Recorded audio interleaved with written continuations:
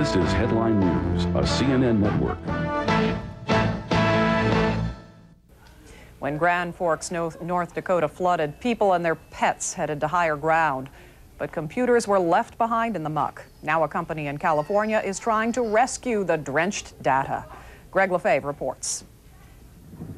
With much of Grand Forks underwater, the sheriff had to concentrate on rescuing its residents.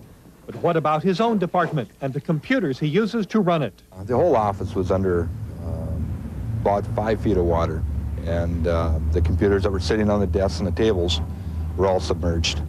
Years of data, investigations, and court cases could have been lost on muddy, water-soaked disk drives, but for a Marin County, California company. The water up there is heavily polluted by sewage. Scott GAIDANO specializes in rescuing damaged disk drives. He offered his services free. The drives smell, they're full of dirt and grit inside. Basically, they're a mess. The sheriff sent more than 30 floppies and hard drives. A church sent some too. They were all in a Ziploc bag, still floating in the sewage water that they were retrieved from. The Grand Forks baseball team sent their roster, schedule, everything, trapped on a wet, mud-caked hard drive.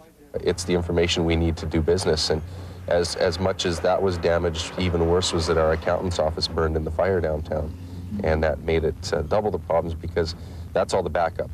It got wet in one place and burned in the other place. In a room cleaner than a surgical suite, the drives soak in clear solutions. The disk must be clean, absolutely. If the traveling arm that reads the data hits even the slightest particle, it can ruin the hard drive. So we were able to get it all back. That is fantastic. It's everything from basic recipes we found all the way up to heavy-duty corporate information. All of which stays confidential. Criminals aren't going to run free in the streets just because we have sustained water damage. And more disks come in. We're flooded with drives. Pun intended. Greg Lefebvre, CNN, San Francisco.